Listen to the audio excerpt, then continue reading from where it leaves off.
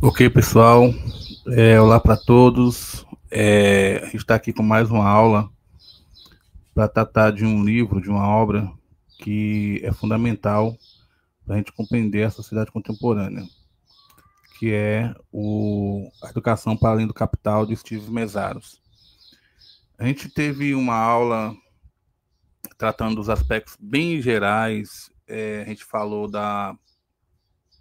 de como a mercadoria é dentro do sistema capitalista, que todas as coisas que estão dentro da sociedade capitalista, o capitalismo tenta transformar em mercadoria e colocar dentro da loja do capital, que é fazendo também a educação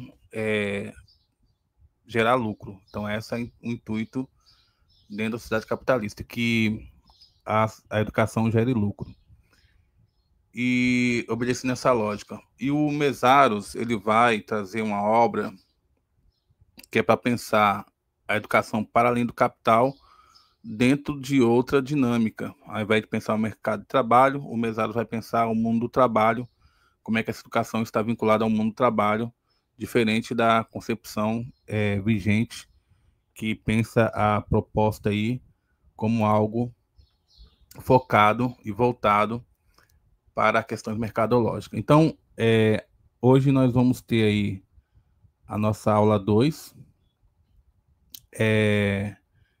Para iniciar, eu queria ressaltar que essa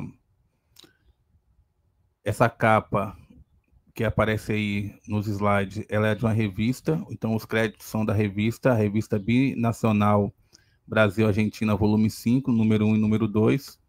Então, podem procurar aí na internet, ler a obra, porque vale a pena, essa revista é muito boa. É uma das que eu tenho me atualizado aí em relação às leituras, principalmente em relação a essas questões vinculadas às leituras progressistas. Então,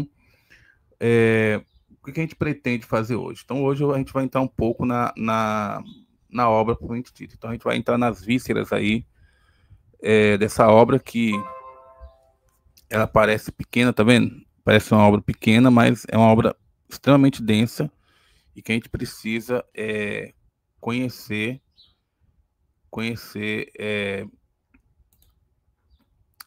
muitas categorias marxistas, sejam elas de Marx, de Engels e de Lukács, e também do próprio Mesaros, para a gente poder fazer a leitura. Então, qual o objetivo desse vídeo? Esse vídeo não é um vídeo voltado para concurso.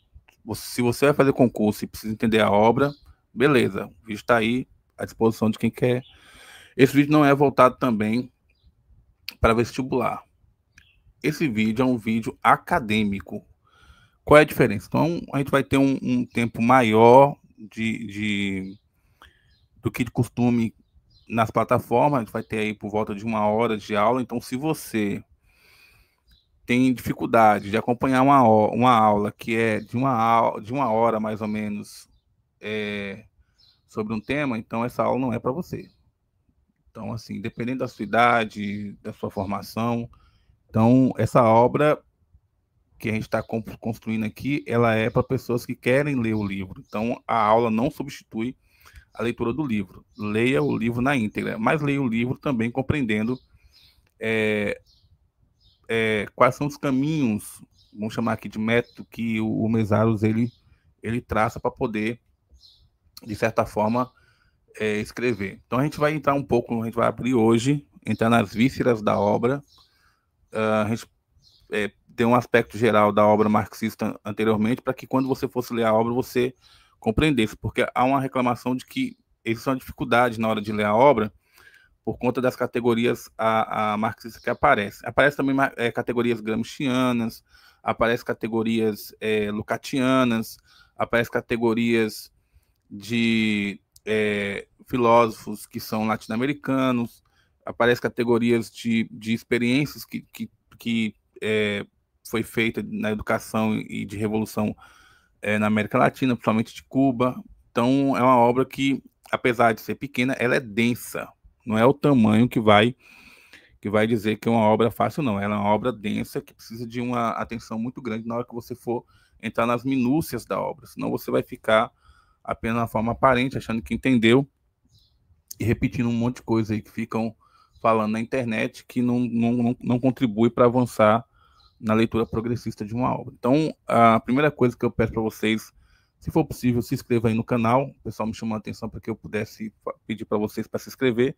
Esse canal tem tido um crescimento grande e a gente, para poder continuar, são aulas gratuitas, a gente precisa que as pessoas possam compartilhar e também curtir e se inscrever.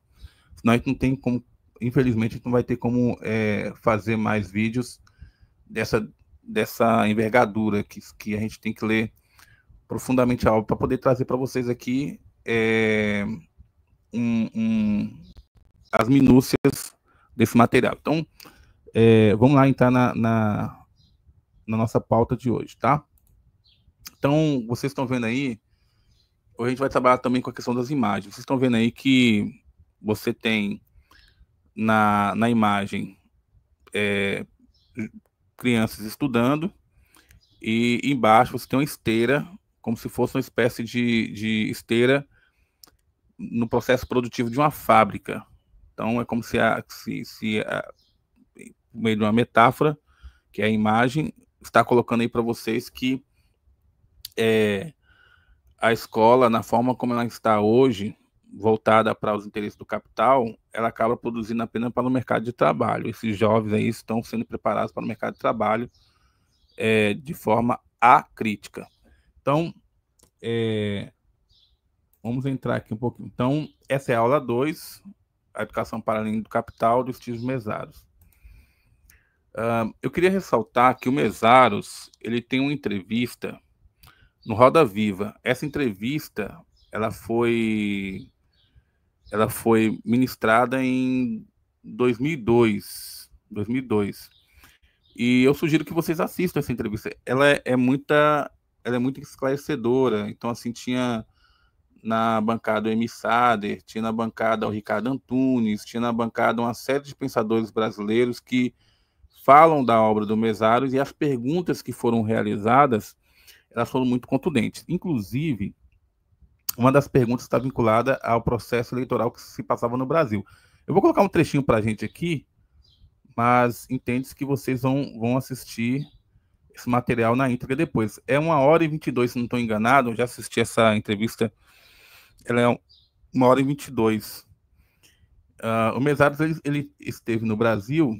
Quando ele esteve no Brasil, ele concedeu essas entrevistas, tá?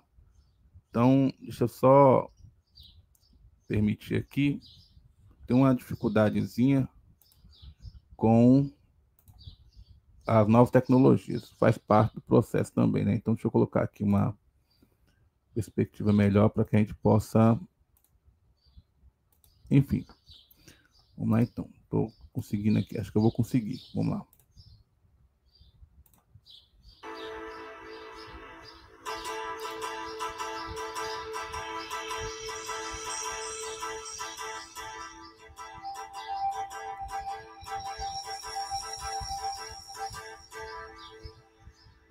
Olá, boa noite.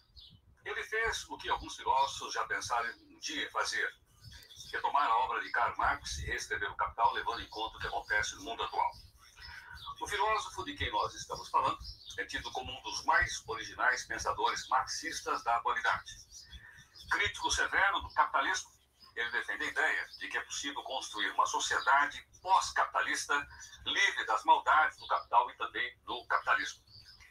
No centro do Roda Viva, esta noite, o filósofo húngaro István Mészáros, professor emérito da Universidade de Sussex, na Inglaterra, formado em filosofia em Budapeste em 1954, István trabalhou com o renomado filósofo húngaro Georg Lukács e depois deu aulas em universidades da Itália, da Escócia, do Canadá e da Inglaterra.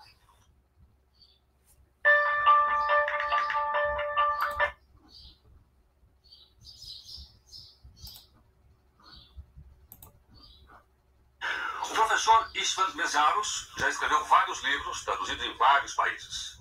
Nos últimos anos, concentrou seus estudos e análise nas questões sociais do mundo globalizado e nos mecanismos de funcionamento do capitalismo. Esse trabalho resultou num livro de 1.200 páginas que ele acaba de lançar no Brasil, cujo título é Para Além do Capital. O prefácio lembra que vivemos em uma época de crise histórica sem precedentes e que a saturação do sistema de capital criou sérios dilemas. O livro é uma dura crítica ao capital e ao capitalismo e procura afirmar a ideia de que o mundo pode abandonar o modelo de globalização neoliberal e encontrar um caminho alternativo através de um socialismo renovado. E para entrevistar o filósofo húngaro Istvan Meszaros, nós convidamos o sociólogo Emir Sader, professor, doutor e coordenador do Laboratório de Políticas Públicas da Universidade do Estado do Rio de Janeiro. O professor Ricardo Antunes, professor titular de Sociologia do Instituto de Filosofia e Ciências Humanas da Unicamp. Conosco também o ensaísta Carlos Nelson Coutinho, que é graduado em Filosofia e é titular em Teoria Política da Universidade Federal do Rio de Janeiro. O economista Luiz Gonzaga Meluso, professor da Unicamp e editor da revista Carta Capital. A professora de Sociologia Maria Orlanda Pinassi, da Unesp, a Universidade Estadual Paulista.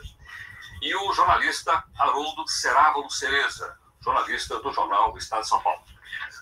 O programa Roda Viva, como você sabe, é transmitido em rede nacional para todos os estados brasileiros e também para Brasília. O Roda Viva hoje é um programa gravado, por esse motivo, então, você não vai poder fazer perguntas como normalmente você está acostumado. Professor Istvan, boa noite. Professor, eu gostaria de perguntar inicialmente para o senhor o seguinte. Este ano, nós vamos ter eleições no Brasil. Vamos escolher um novo presidente da República do Brasil.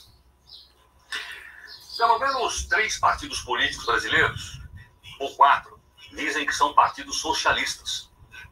Então eu gostaria de perguntar ao senhor o seguinte. Primeiro, o que é um partido socialista? E segundo, o que é que o programa desse partido tem que ter para, na sua opinião, ser um partido socialista?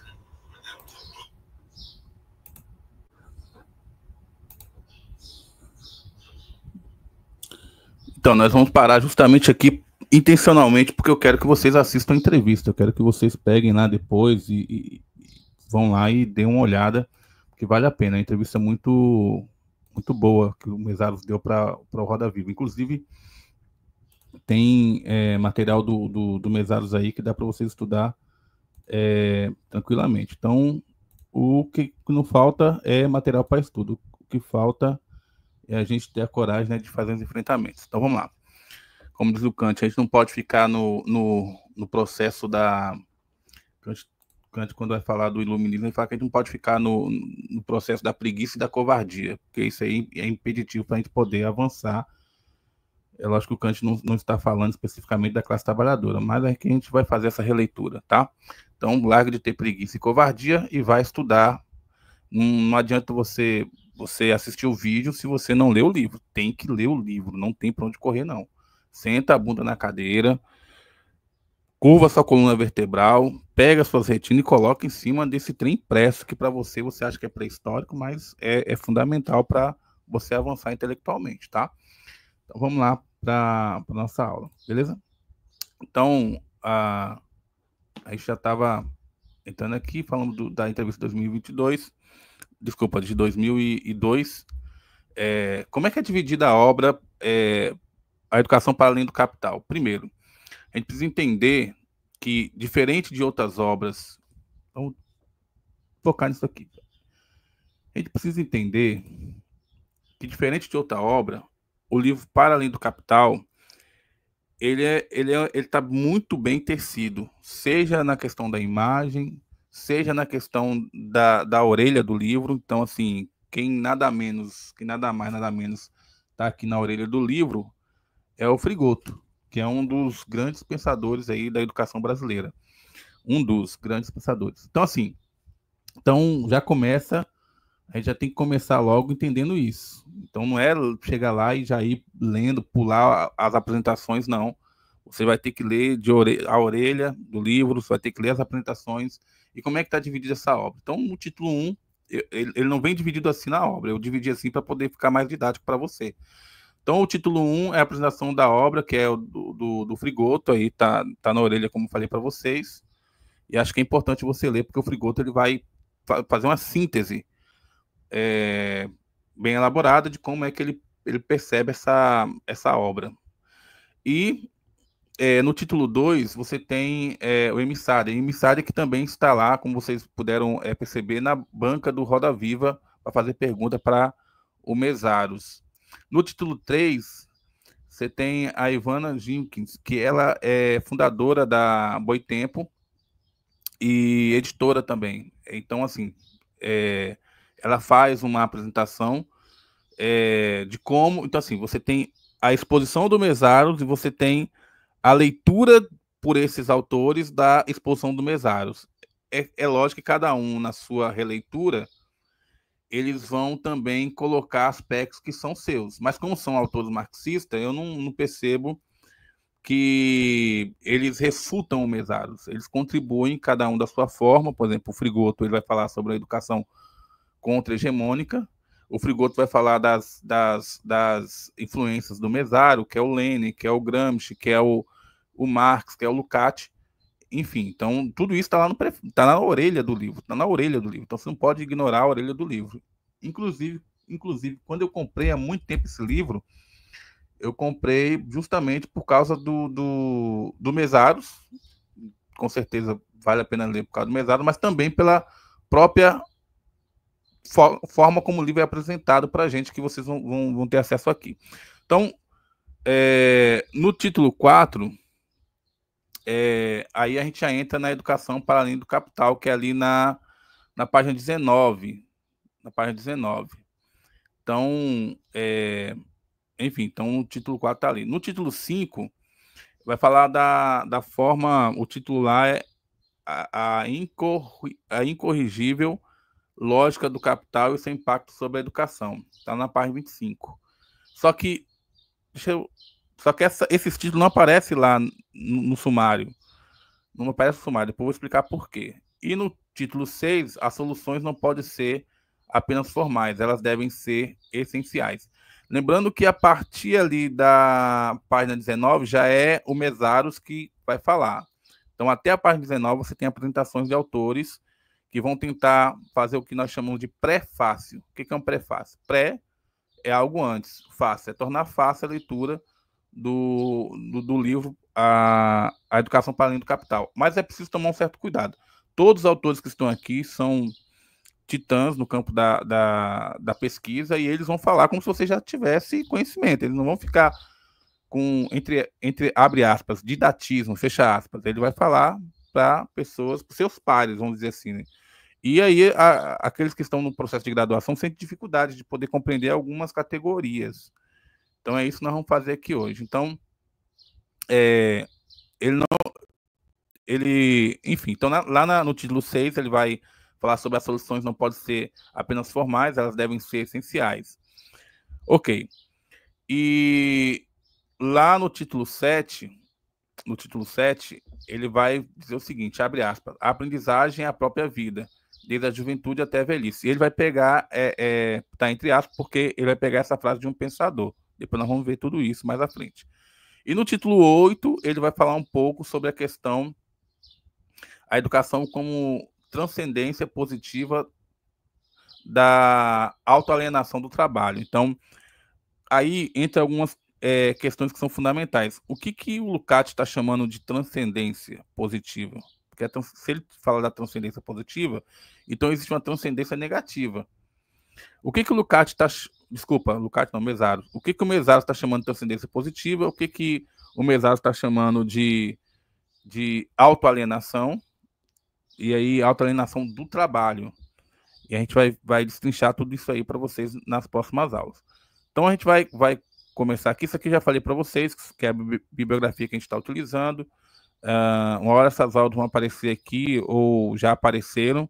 Enfim, são essas obras que a gente está utilizando. Nosso foco maior é justamente nosso objeto de estudo é justamente a educação para além do capital.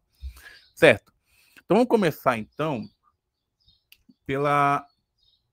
pela seguinte questão. É muito comum quando você vai ler um livro, as pessoas colocarem para você o seguinte: olha, quando você for ler um livro, você não lê um livro pela capa. Porque se você lê o livro pela capa, o que você vai entender?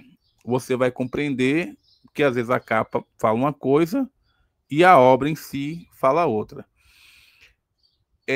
Esse discurso de senso comum, ele se quebra nesse livro, A Educação para Além do Capital. Por quê?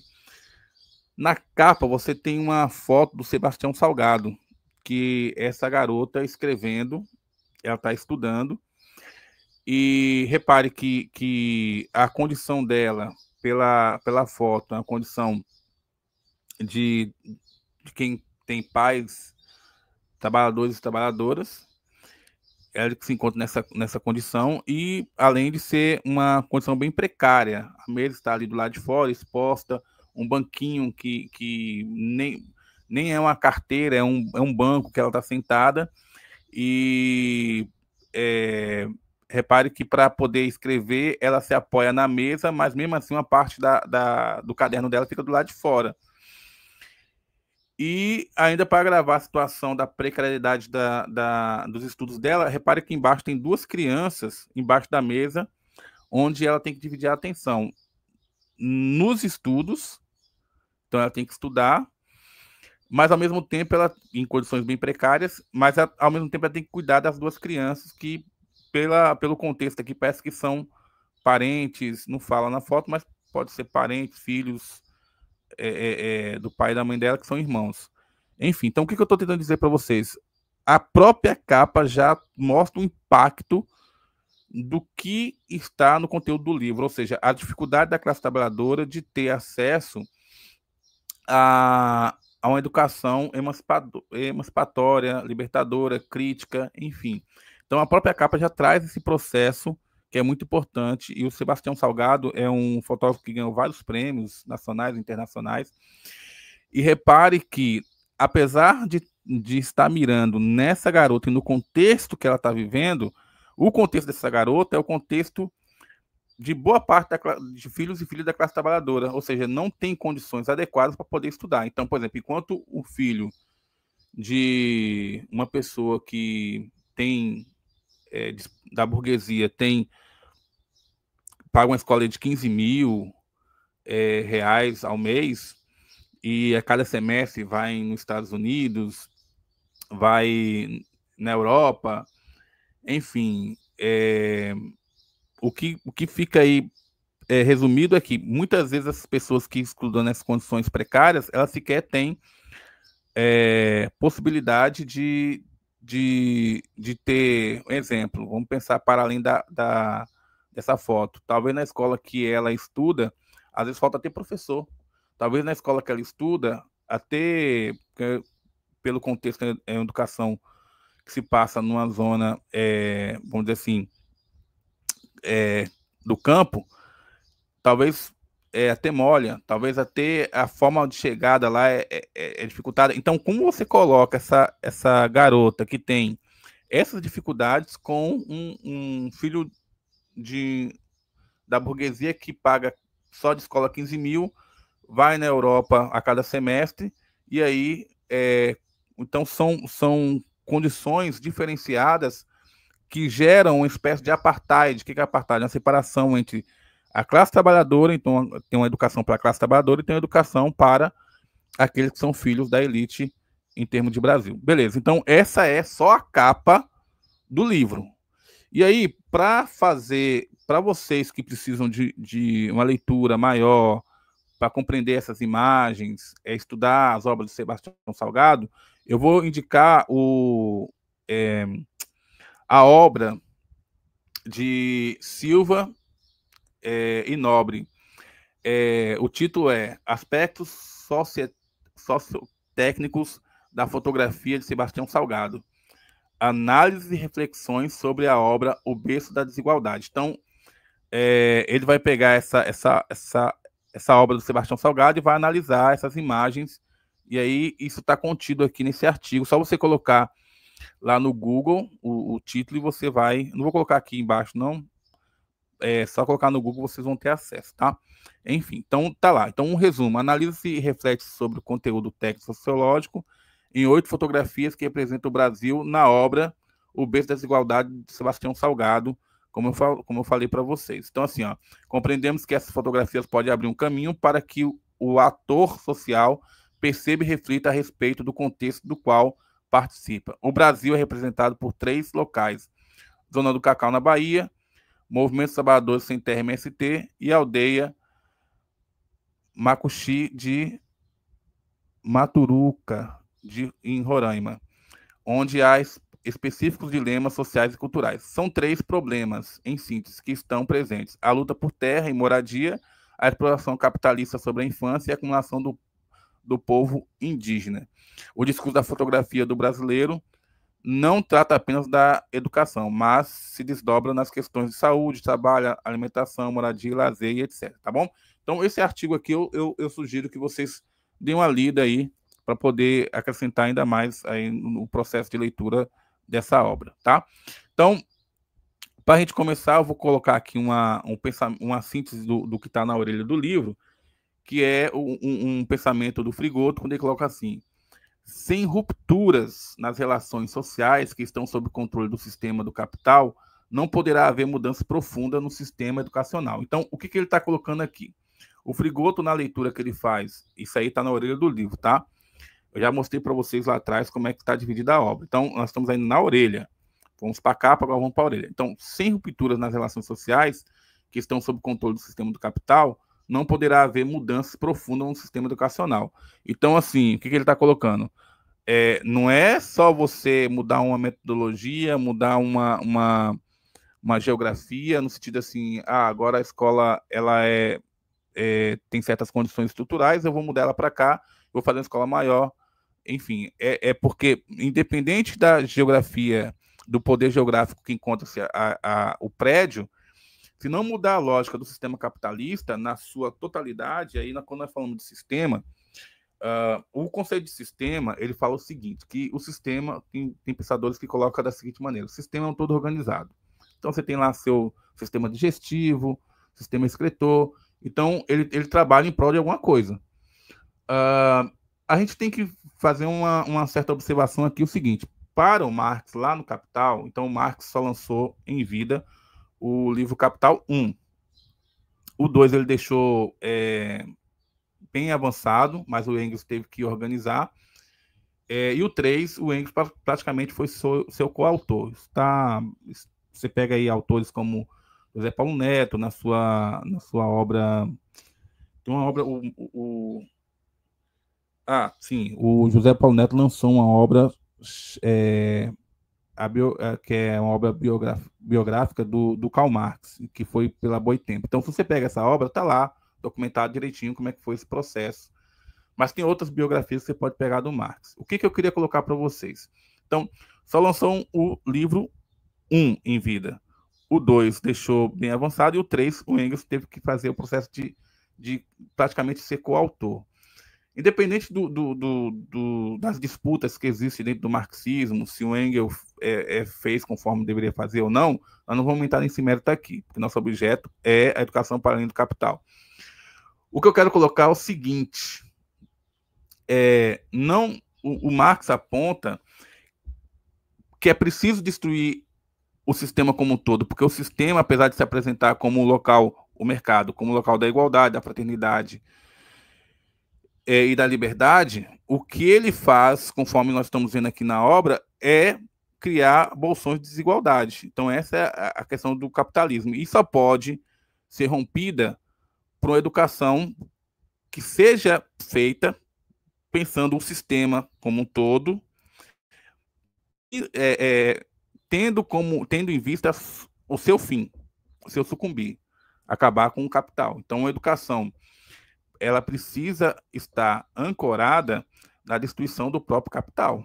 Não dá para fazer uma educação que vai levar a humanidade, não estou falando especificamente do indivíduo, a humanidade, a emancipação, se a gente pensar apenas no indivíduo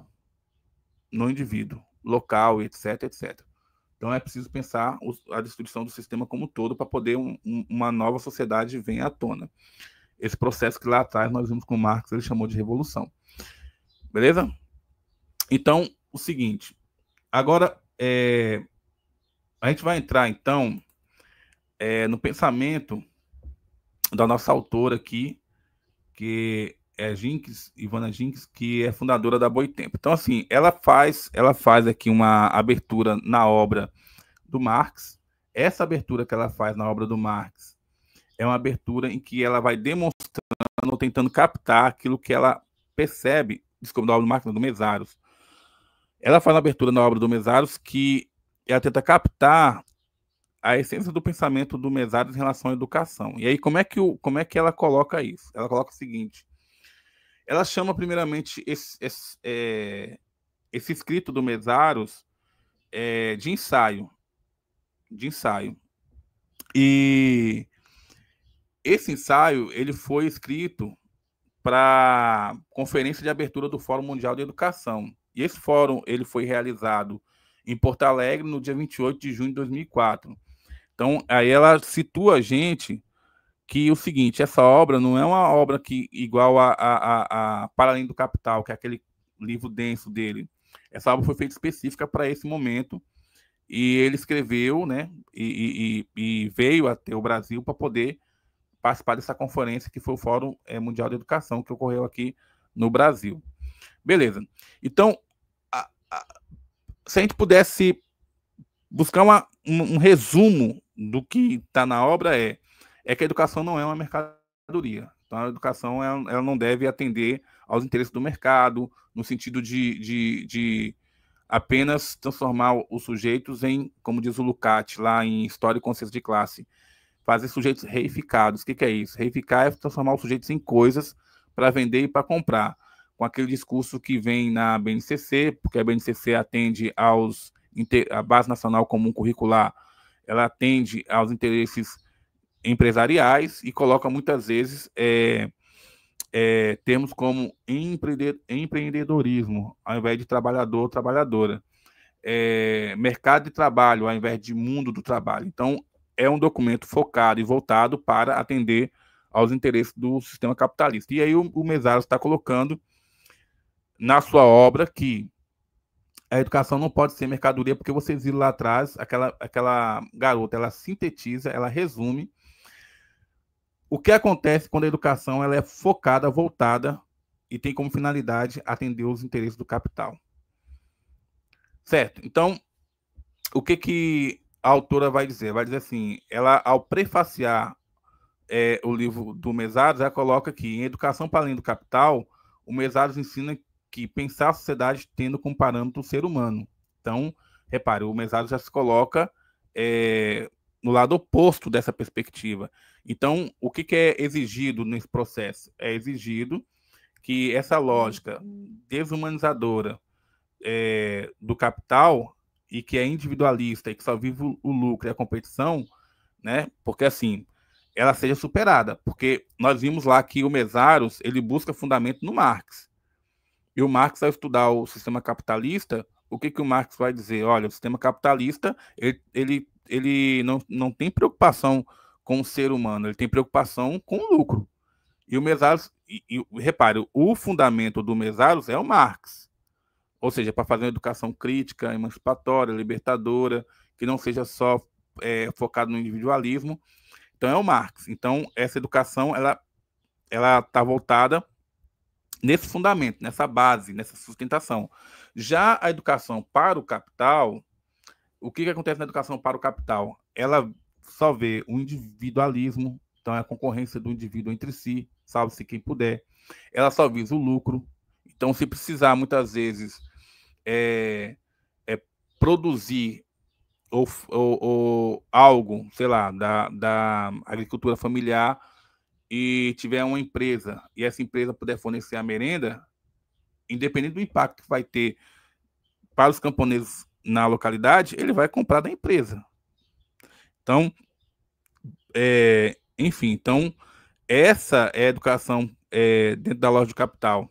E fundamento, porque o fundamento aí é o lucro, é o individualismo, ela já colocou isso muito bem. E esses são os parâmetros desse modo de pensar a educação mercadológica. Ok, então, se a educação não é mercadoria, então é preciso resgatar o sentido estruturante da educação e da relação com o trabalho. Então, o que o Marx vai dizer? Repare, estou falando Marx, não estou falando Mesaros. O que o Marx vai dizer lá no Capital, livro 1? No Capital, livro 1, o Marx vai dizer o seguinte: existe uma relação entre o sujeito e a natureza. Então, como é que funciona essa relação do sujeito com a natureza? Isso também aparece lá na ideologia alemã, aparece em outros livros do Marx. Vamos pegar aqui o Capital, livro 1. Então, lá no Capital, livro 1, o Marx vai dizer o seguinte: quando o sujeito ele faz um trabalho, nem a realidade que está posta para ele é a mesma quando ele termina, nem ele mesmo é o mesmo. Por quê? Porque quando ele começa o trabalho, a realidade é uma. Quando ele termina, ele fez intervenções na realidade, que a realidade se transformou, mas ele também se transforma, porque ele internaliza os processos os processos que ele criou ao transformar a realidade. Então, esse conhecimento ele vai se acumulando e cada vez o trabalho que o ser humano faz, ele faz cada vez melhor, porque ele vai acumulando experiências que estão vinculadas à possibilidade e necessidade da realidade.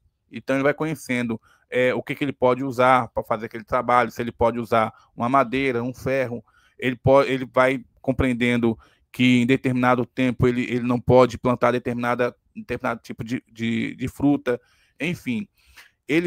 O trabalho faz com que o ser humano acabe sendo um ser social e histórico. É lógico, como diz o Lukács lá na ontologia do ser social, nós não deixamos de ser um ser biológico, mas nós só nos humanizamos à medida que internalizamos os acúmulos que a sociedade chegou até aqui.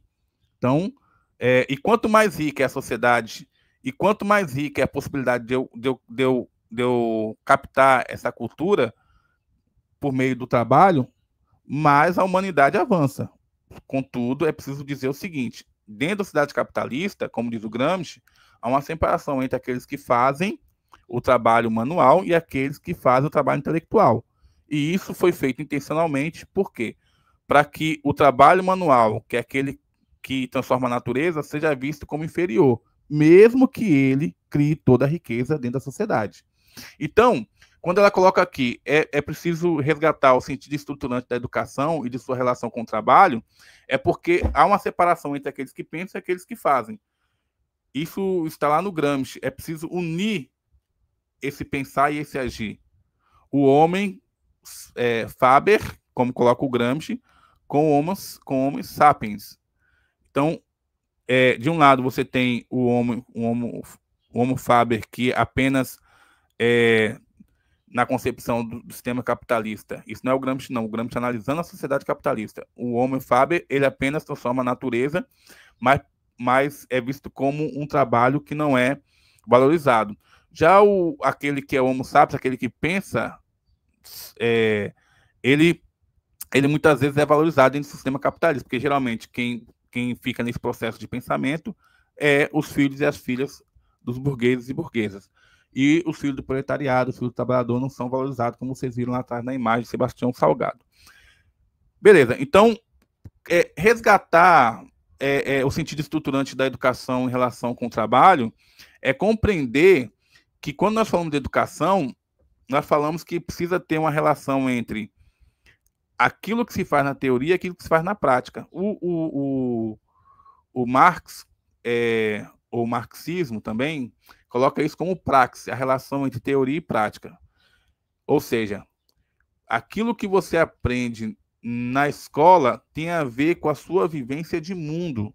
Aquilo que você vive no mundo também deságua na escola, porque não é para ter um dualismo nesse processo.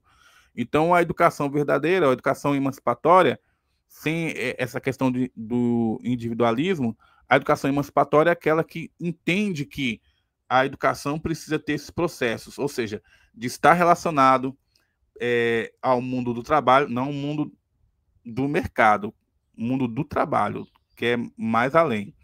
Então, com isso, as possibilidades criativas, ou seja, de criação e de emancipação, elas avançam. Criativa no sentido de criar mesmo, no processo de você criar.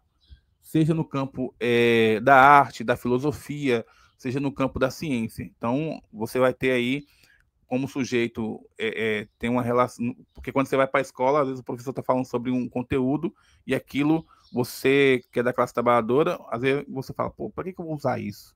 Mas quando você tem uma relação mostrando como um e outro estão diretamente vinculados, isso potencializa, cria possibilidades para que esse sujeito se torne um ser criativo, ou seja, um ser capaz de criar e também de se emancipar. Emancipar no sentido de que tirar toda a opressão que é imposta a esse sujeito. Ponto. Aqui nós ainda estamos na página 9 do livro. Na página 9 do livro. Então, você que lê aí correndo, achando que está entendendo tudo, e que, pô, o livro é pequenininho, então... E tem muita gente aí que vai se preparar para mestrado, e esse livro, e doutorado, e esse livro cai nas referências. Então, você que está lendo aí de qualquer jeito, depois não reclame não, tá? E também, dentro da sociedade que nós temos... E aí eu queria colocar uma questão aqui, que é o seguinte. Eu vejo muitas pessoas dizendo o seguinte. Eu escuto, quando mando uma mensagem por WhatsApp, eu escuto o áudio rápido porque eu não tenho tempo. Se você não tem tempo, dificilmente você vai conseguir compreender o conteúdo de um livro denso que nem esse. Por quê? Porque não ter tempo passa a ser um hábito da sua vida, um comportamento, algo que você internaliza. Então, o livro tem que ser lido correndo, o vídeo você não consegue se concentrar, você precisa passar uma série de partes, enfim. E você precisa, nesse caso, quando você tem um objetivo, parar, voltar, se for preciso ler de novo. Então, assim, se você vê que precisa voltar em uma categoria que você não entendeu, você volta. E se você precisa pesquisar mais sobre essa categoria, não fique só nesse vídeo, não. Avance e vá à frente, tá? Então, beleza. Então, estamos aqui no prefácio ainda, página 9. Então, um dos desafios que é uma proposta que ela coloca é o seguinte. Diante desse contexto, como pegar essas ideias e transformar no que ela coloca como princípios e também como colocar como práticas concretas. Então, esses princípios, essas práticas concretas, ela coloca como uma tarefa a exigir ações que vão muito além da sala de aula. Então, a escola, como ela está estruturada hoje, ela não consegue atender no sentido de, lógico, você está compreendendo, como está estruturada hoje, voltada para a lógica capital. Então, ela não consegue atender no sentido de transformar isso que eu falei anteriormente em princípios e práticas concretas. Então, essas ideias, pegar essas ideias e transformar em princípios e práticas concretas. Então, aí eu queria colocar aqui o que é concreto para Marx e o que é abstrato. O Marx, no Capital, ele vai usar a palavra concreto e a palavra abstrato em um contexto muito específico. Quando nós falamos de concreto e abstrato, como é que nós estamos no senso comum? Vamos primeiro para o senso comum, para depois voltar a Marx. No senso comum, quando nós falamos de algo abstrato, é algo que a gente não pode pegar. Então, falo do amor, falo da esperança, são coisas, sentimentos que eu não posso pegar aqui na minha mão. Quando eu falo de algo concreto, eu estou falando de algo que eu posso tocar. Então, essa mesa, esse livro.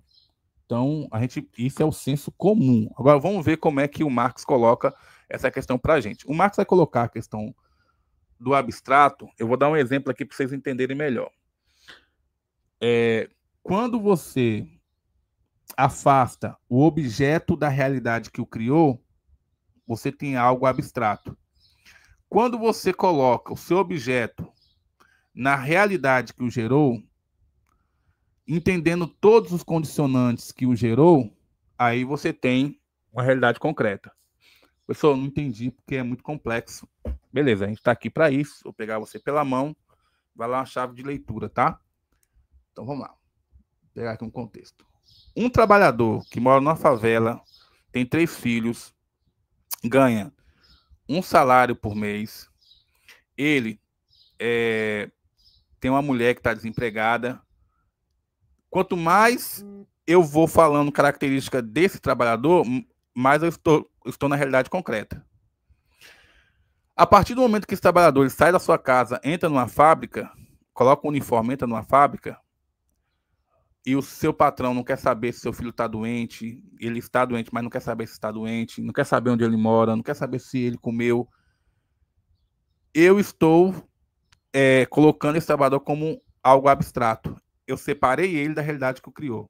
Então, quando ela coloca aqui, transformar essas ideias em princípios, em práticas concretas, ela quer, pensando na concepção mesariana, ela quer pensar como coloca essas ideias do Mesaros na realidade concreta que está posta para a gente. E aí, essas ações de colocar a educação para além do capital não dá conta dentro do formato que a escola tem hoje. Então, assim, dentro da sala de aula não dá conta. Nem nos gabinetes, nem fazendo fóruns acadêmicos. Então, o que ela está criticando? Está criticando, ó, tem que ser uma coisa mais ampla para transformar essa realidade que está posta do capital. Então, e aí ela faz outra crítica. Ela avança na crítica. Ela vai dizer o seguinte, que a educação não pode ser encerrada no terreno estrito da pedagogia, mas tem que sair nas ruas, tem que ocupar os espaços públicos e se abrir para o mundo.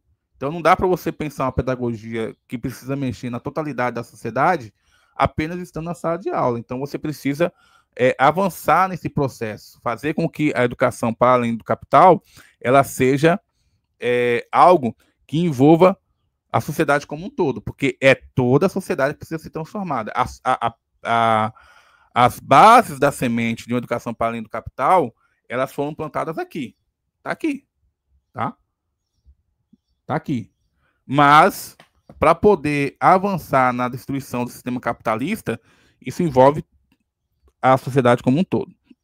E ela coloca algumas questões que são fundamentais. Ela coloca assim, qual o papel da educação na construção de outro mundo possível, que não seja esse do capitalismo. Então, qual é o papel da educação? Como construir uma educação cuja principal referência seja o ser humano, que é outra proposta também colocada pelo próprio Mesaros. Como se constitui uma educação que realiza as transformações políticas, econômicas, culturais e sociais necessárias.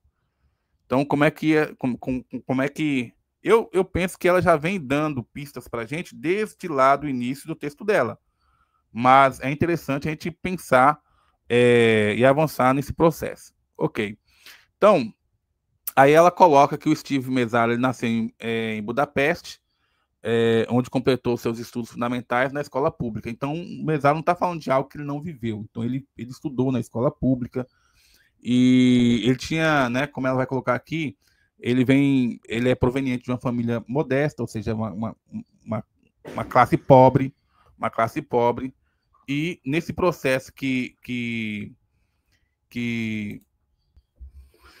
então nós estamos falando de um pensador, como nós falamos anteriormente, que viveu essa realidade da escola pública e que a família dele é trabalhador e trabalhadora. A mãe do Mesaros, ela era operária.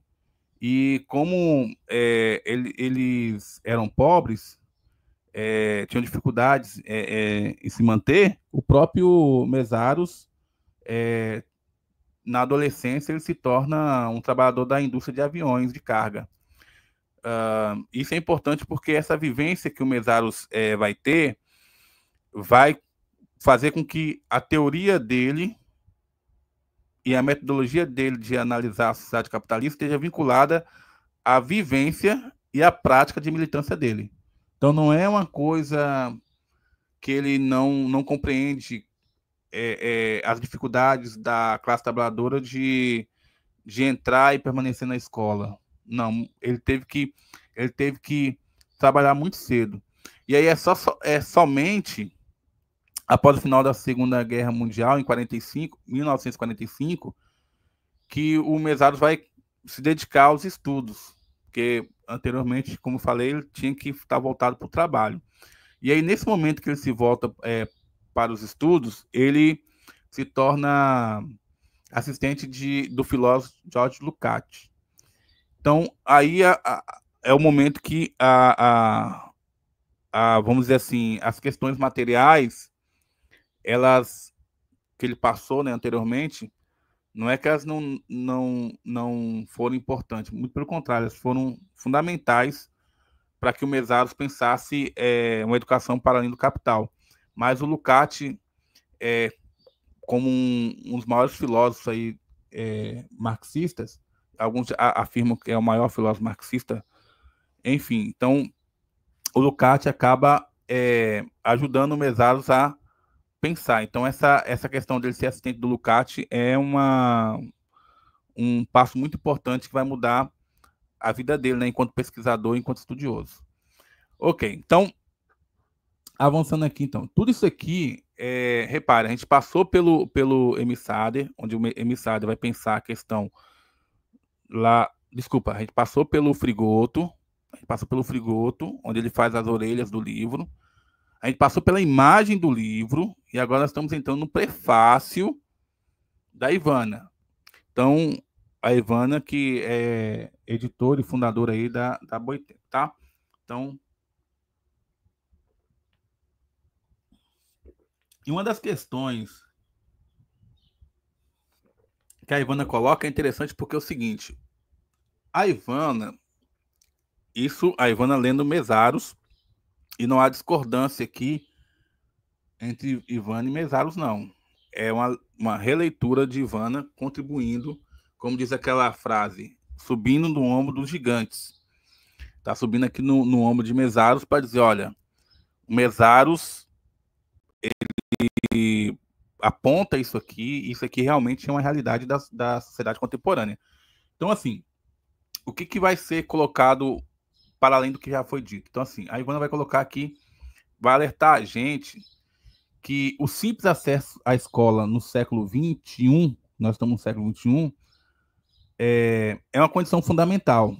Então, assim, as pessoas têm que ter acesso à escolarização sistematizada, ou seja, é lá na escola que eles vão ter o conhecimento de filosofia, de ciência e da arte. Então, essa escola, a gente não tem que acabar com a escola propriamente dito, dizer, não tem mais escola, não. A escola, ela é necessária, mas só entrar na escola não dá conta do problema que a gente está vivenciando. Então, assim, o que ela diz? Para tirar das sombras do esquecimento social milhões de pessoas cuja existência só é reconhecida nos quadros estatísticos. Então, essas pessoas aparecem nas estatísticas como, olha, bolsões de pessoas que não sabem ler e escrever, não sabem interpretar um texto, mas não se avança no sentido de fazer intervenções que são significativas, ou seja, o sistema capitalista ele não faz essas alterações que são necessárias. E aí o que você tem? Você tem pessoas que entram na escola, são matriculadas, permanecem lá, mas que quando saem são pessoas que continuam excluídas. Então, o processo, ela chama de deslocamento do processo de exclusão. Há um deslocamento do processo de exclusão. Se no início você tinha a classe trabalhadora excluída dentro da escola, agora, pelo próprio projeto da burguesia, eles são incluídos dentro da escola. Mas eles são incluídos pela perspectiva que remonta a pensadores como Adam Smith na Riqueza das Nações. O Marx vai estudar o Adam Smith e o Mesaros vai também colocar isso lá a educação para além do capital. O Marx vai estudar no Capital 1, lá no Capital 1, ele vai falar, lá no finalzinho sobre educação, ele vai falar também sobre o Adam Smith. O Adam Smith, para quem não conhece, é um economista clássico, considerado por muito como o pai do capitalismo liberal, que escreveu A Riqueza das Nações aí. Enfim, mas o que a gente quer colocar? O Marx coloca o seguinte, que o Adam Smith reconhece a importância da classe trabalhadora ocupar os bancos das escolas. Só que o Adam Smith, ele diz o seguinte, que a educação para a classe trabalhadora deveria ser o mínimo possível. De mínimo possível, eu quero dizer o seguinte, essa classe deveria, no máximo, aprender a ler e escrever. Porque ele até usa um exemplo na Riqueza das Nações, que eu li, que era o seguinte, ele vai falar que é positiva a divisão social do trabalho. E como é que se dá esse processo da divisão social? Só para... Ele vai falar como positivo a divisão social do trabalho. Como é que se dá esse processo da divisão social do trabalho? Ele vai usar a questão do alfinete. Ele vai dizer o seguinte, olha, se a pessoa pegar a linha, colocar no alfinete, tal, e ele vai criando uma narrativa. Ele vai dizer assim, ó, dentro do processo de trabalho, é melhor que cada um faça uma coisa, porque quando cada um faz uma coisa, a pessoa se especializa naquela coisa e ela faz cada vez melhor. Isso vai dar leitura para o Marx no Capital para poder falar sobre a questão da alienação no campo econômico. É lógico que é muito maior, mas aqui só estou dando uma pista para vocês entenderem como é que o Marx lia aí os economistas clássicos. E aí o Adam Smith vai dizer assim, olha, o que nós temos é o seguinte, se cada um fizer uma coisa que a gente chama hoje de divisão social do trabalho, vai ser melhor para a sociedade, porque esse trabalhador ele não vai ficar disperso, vai fazer cada vez melhor o que ele faz e a sociedade vai ganhar. E aí, vamos pensar uma tarefa simples. Se for para divisão do trabalho, lavar uma louça. Então, se a pessoa ela lava, ela seca, ela guarda, vai tomar muito tempo. Agora, se você tem um processo em que a pessoa lava, aí o outro vai lá, seca, e o outro vai lá e guarda, o que vai acontecer? O processo vai ser muito melhor e essa pessoa vai ficar melhor no que ela faz. Uma das leituras possíveis, contra-argumentando, é que quando a pessoa embala um bombom, por exemplo, se ela faz um movimento constante e só sabe na divisão do trabalho qual é a sua tarefa, ela perde a noção do todo. Então, a educação para o capital, dentro da lógica do capital, faz com que o sujeito ele fique especialista em algo muito restrito, causando um processo de alienação. Ele perde a noção do todo. Ele perde a noção do todo, da totalidade. E quando é para dar educação, segundo o Adam Smith, se o sujeito ele só lava a louça, ele tem que ter educação mínima para poder executar a lavagem da louça. Então, essa é a educação para além do capital. Então, por isso, vamos pegar aqui um contexto.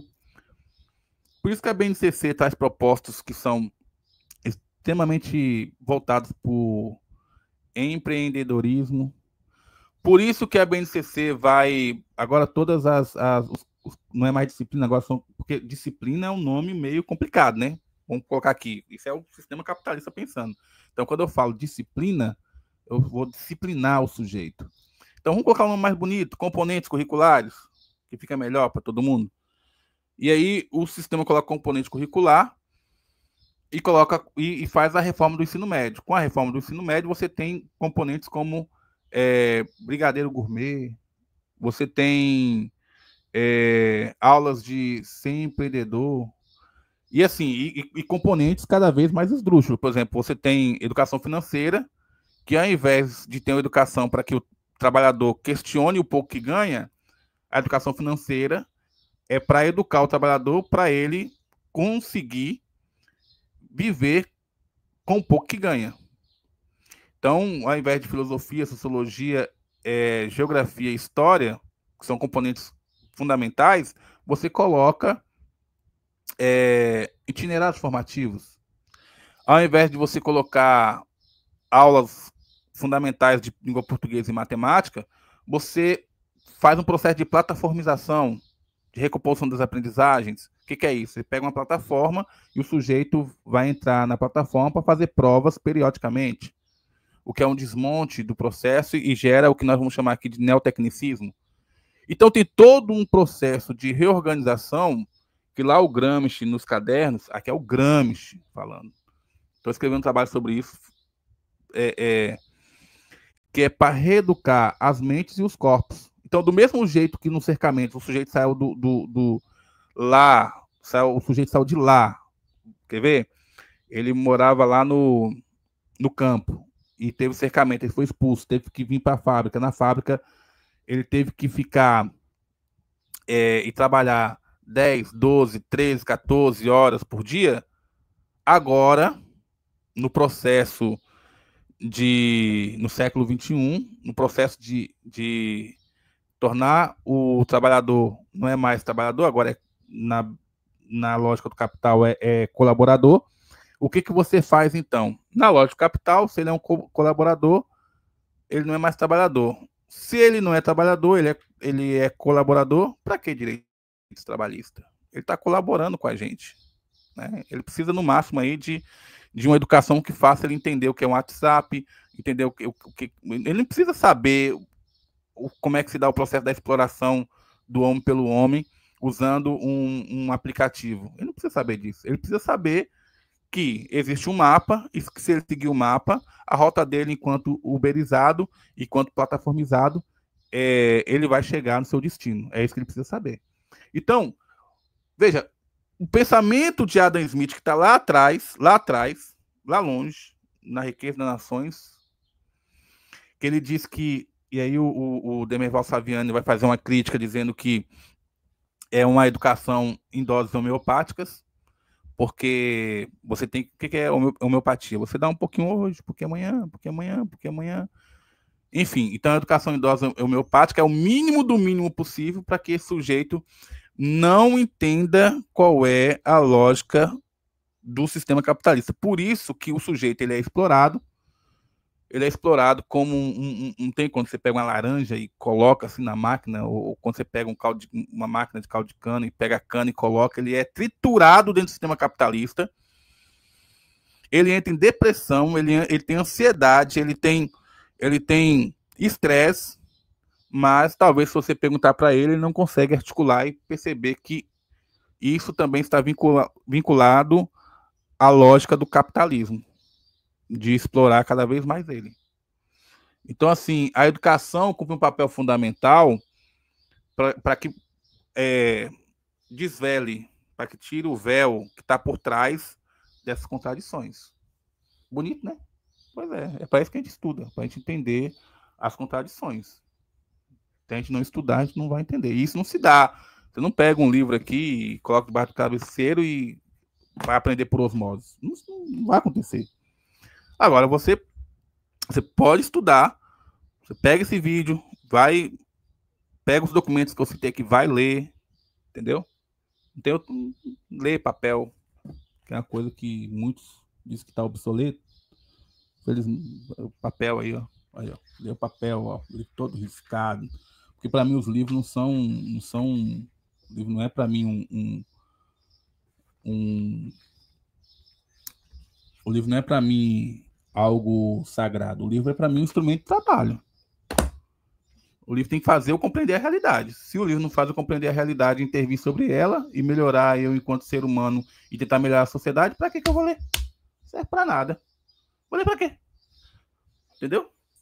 O livro tem que ter esse papel de ajudar a gente a melhorar enquanto indivíduo, a melhorar enquanto ser humano, de nos humanizar.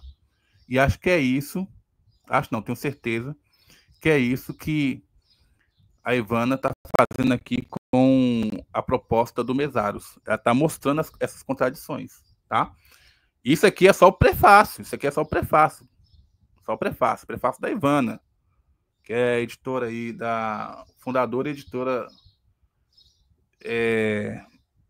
editora da Boitempo, tá? Então, vamos lá. Então, o deslocamento do processo de exclusão educacional não se dá mais, principalmente na questão do acesso à escola. Lembra da Adam Smith? Agora você pode entrar na escola, mas estando dentro dela por meio das instituições da educação formal. Então o sujeito entra, mas ele sai de lá, mas não sabe ler, escrever, não sabe interpretar, não sabe, enfim, não sabe calcular, não sabe a importância da arte na sua formação enquanto ser humano, independente da concepção de arte que você tem, não compreende a importância da filosofia para se tornar um ser mais crítico, não entende a importância de entender a história do Brasil para analisar o processo de exploração do homem pelo homem. E qualquer coisa que vá nesse sentido agora está na moda de falar que é necessário uma intervenção. Isso aí estou falando, ainda não é mais, porque os liberais, a burguesia, ela tem um caráter revolucionário. O Lukács vai falar. A burguesia tem um caráter revolucionário. A burguesia... Então, isso aqui é uma leitura do Manifesto Comunista, é uma leitura do Lukács. A burguesia tem um caráter revolucionário. Só que ela vem ali com a Revolução Francesa, quando chega ali, quando os trabalhadores ameaçam tomar o poder, aí ele fala, não, a revolução era só até a página 20, meu filho. Agora, você tem que se contentar com as promessas do capital. A gente prometeu igualdade, fraternidade e liberdade, mas agora liberdade é para mercadoria. Igualdade é para os capitalistas, porque é muito mais fácil o capitalista pegar crédito em um banco do que um trabalhador ou trabalhadora. E, enfim, é uma sociedade voltada para essa finalidade. Então é isso. Então a gente tem que compreender essas contradições se a gente quer realmente criar, pensar, desenvolver uma educação para além do capital, né? Então sujeitos que estão dentro da sala de aula, mas que mesmo estando matriculados, sentados nos bancos da escola, não conseguem entender a realidade que lhes são impostas. Não conseguem fazer uma leitura dessa realidade, e é intencional que eles não façam essa leitura, porque para o sistema capitalista,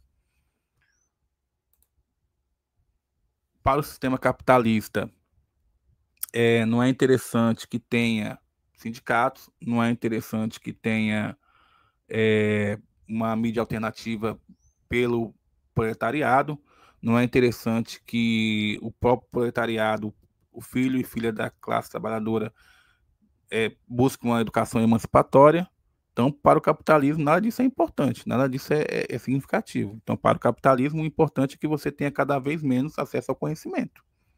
E como as classes trabalhadoras, muitas vezes, elas, por conta da força do capital, elas não conseguem se mobilizar, se conscientizar para poder transformar, eles não conseguem ter acesso à educação para além do capital. E aí está a importância da obra do Mesaros de pensar uma nossa proposta, porque não adianta você ter essas pessoas dentro da escola, mas são excluídos porque estão dentro do sistema, mas são excluídos porque quando sai do sistema educacional, não consegue, aquilo não muda de forma significativa a sua vida.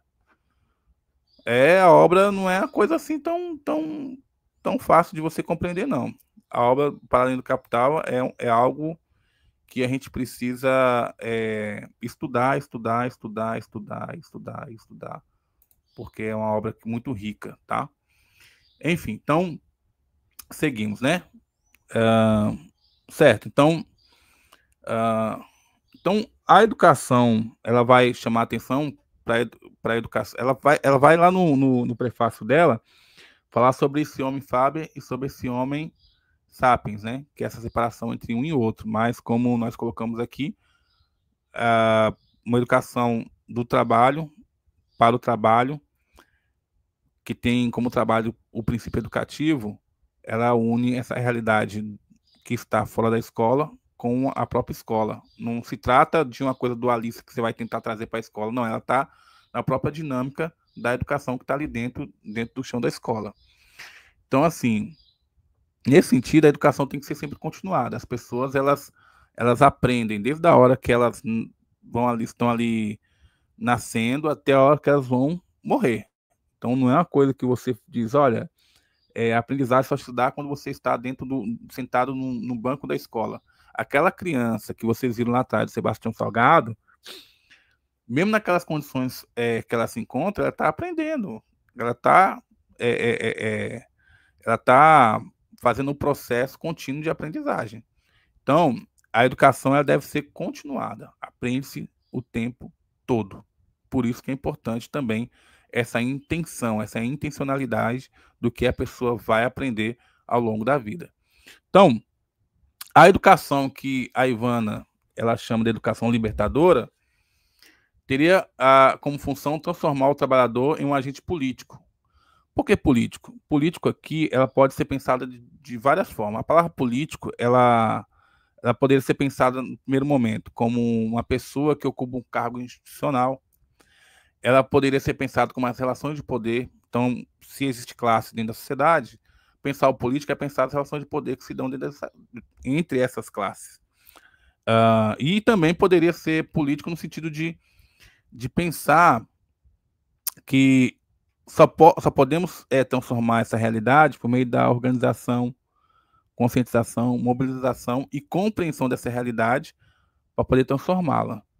Então, transformar o trabalhador em um agente político é transformar o trabalhador, e é nesse sentido que ela está colocando, como um agente que pensa, como um agente que age e que usa a palavra como arma para transformar o mundo. Então, não é que a palavra por si só transforma o mundo, mas ela é um agente importante nesse processo de transformação. Então, é necessário romper com a lógica do capital, se quisermos contemplar a criação de uma alternativa significativamente diferente. Então, não dá para você manter uma educação para além do capital dentro. E aí eu queria colocar uma coisa que é importante aqui. O Mesaros está falando para a gente pensar uma educação para além do capital. Hoje. Mas quando eu falo hoje, estou colocando assim, né? Dentro da lógica do sistema capitalista. Então, deixa eu reformular para ficar melhor para você entender. Quando nós falamos de educação para além do capital, então é uma contraproposta à educação que está aí, que é a educação para o capital. Então, se eu penso uma proposta para além do capital, eu tenho que ter os instrumentos para poder pensá-la. Só que pensar a educação para além do capital não pode abrir mão de que em algum momento o capitalismo tem que deixar de existir. Não tem como. Não tem como. Não tem como. Não dá para pensar uma educação para além do capital pensando que a exploração do homem pelo homem vai continuar. É preciso que a exploração do homem pelo homem ela acabe. Até porque no outro livro dele, ele tem um livro que é Para Além do Capital, que é um catatal, que está lá nas referências que eu mostrei para vocês. Ele vai dizer o seguinte, que precisamos pensar a sociedade como um lugar que é necessário superar o capitalismo. Porque se a gente não superar o capitalismo, será a humanidade que vai ser superada. Nós que vamos extinguir, nós que vamos acabar, nós que vamos sucumbir. Então, porque o modo de produção capitalista, ele não tem compromisso com o meio ambiente, ele não tem compromisso com os seres humanos, ele não tem compromisso com as necessidades e nem com as possibilidades dos seres humanos conseguir se transformar naquilo que ele potencialmente pode ser. Então, enfim, então é necessário romper com a lógica do capital, porque não temos outra possibilidade. Ou a gente rompe com o capital, ou o capital rompe com os seres humanos que estão hoje na Terra. E aí não tô falando, ele não coloca que um país ou outro vai sucumbir. Ele fala que o sistema todo vai colapsar em algum momento e que nós que estamos dentro do sistema, seja por ele não fala. E aí eu queria voltar agora, não no livro, mas na entrevista dele. Ele não fala coisas particulares que vai, em algum momento da humanidade, vai romper de forma crítica num lugar específico. Ele fala na totalidade da sociedade. O capitalismo vai acontecer isso. A produção, distribuição e consumo do capitalismo desenfreada, que você hoje tem um celular, mas você quer ter outro mais avançado, mesmo que o seu ainda continua bom, você quer trocar seu carro, mesmo que o senhor ainda esteja em perfeito estado, você quer trocar, enfim, um monte de coisa da sua vida. Ele fala que o próprio sistema não vai aguentar. E aí esse consumismo, e aí nós vamos colapsar. Beleza. Então, o que o Steve Mezzaro advoga? Que o capitalismo ele é irreformável pela sua própria dinâmica e pela sua própria natureza e pela sua forma na totalidade, nessa totalidade que é o sistema capitalista, não existe algo que controla ele. Ele é incorrigível, não tem como controlar. Você pode compreendê-lo, mas você não pode controlá-lo, tá? E apesar de toda essa exposição que a Ivana coloca, ela fala uma coisa interessante sobre o Mesaros, não que as outras não sejam, tudo que ela falou é interessante. Mas ela coloca uma coisa que a gente precisa se fixar. A análise realista da realidade, ou a análise concreta da realidade, ou compreender que a realidade é um complexo de complexos, e aí eu estou tentando dizer a mesma coisa, são sinônimos apenas, não pode formar em nós, militantes, que acreditamos que um mundo melhor é possível, uma mentalidade fatalista, de que, olha, vamos se conformar, não tem mais o que mudar, não existe alternativa para o processo de globalização que está aí, a coisa é assim mesmo e vida que segue. Não, para ela, ao analisar o pensamento do Mesaros, educar não pode ser a mera transferência de conhecimento, mas sim a conscientização e testemunho. Então, não é colocar uma mentalidade fatalista e achar que nada pode ser mudado ou modificado. É compreender que é preciso ter essa consciência da realidade, das possibilidades, mas também fazer como fez o próprio Mesaros, dar a sua vida como testemunho de possibilidades e necessidades que o ser humano tem. Então, e para isso, se nós somos militantes, nós temos que militar a favor de um mundo melhor. Podemos falar, ó, tudo que está aí é isso aí mesmo, neoliberalismo é isso aí mesmo, não tem como modificar nada, tudo é a mesma coisa. Não. Se a gente cair nessa consciência fatalista, nós não estamos, enquanto educador, e aí não estou falando como professor, uma coisa, educador. Enquanto educadores, nós não estaremos, enquanto educadores, dando o nosso testemunho de vida, de que é possível transformar essa realidade. Lembrando que, e aí eu queria ressaltar aqui para vocês, lembrando que muitas das conquistas que nós temos hoje, e eu vou pegar apenas um período aqui específico, um recorte, foram lutas do século XVIII, que vieram de lá para cá, e aí, se quiser, uma orientação de literatura, vá ler lá a mãe, vá ler lá, coloca aí o livro A Mãe, vá ler lá Germinal, Emílio Zola, vá ler lá, enfim, vá ler, você vê que como eram as condições no passado, como elas vai ler a situação da classe operária na Inglaterra, do Engels, enfim, para você ver que às vezes a gente luta no momento presente, mas as conquistas, dependendo de quais conquistas são, pode ser que a gente nem venha a vislumbrar. Então, por exemplo, no Brasil, quem organizou o movimento sindical no início foi o movimento anarquista, segundo um livro, O que é Sindicato, da editora Brasiliense. Então, vem os anarquistas, começam a organizar, depois, com a Revolução na União Soviética, em 1917, os anarquistas que estavam organizando o movimento sindical, eles assistem aquilo, a Revolução de 1917, e em 1922, um grupo de pensadores funda o Partido Comunista no Brasil. E ao fundar o Partido Comunista no Brasil, aquela organização sindical, ela passa a migrar para os comunistas. Na década de 80, há uma migração também para o Partido dos Trabalhadores. Mas o que importa é que a gente não pode cair na consciência fatalista. As coisas elas vão se transformando e nós somos agentes para poder transformar a realidade. E precisamos também sempre acreditar na possibilidade de construir essa educação que o Mesaros coloca, a educação para além do capital. Tá? Para terminar, eu vou terminar com um Frigoto, que também essa parte está lá na orelha do livro. Então, pare com esse negócio de ficar repetindo coisas. Ah, um livro... Quando você lê um livro, você não pode ir pela capa.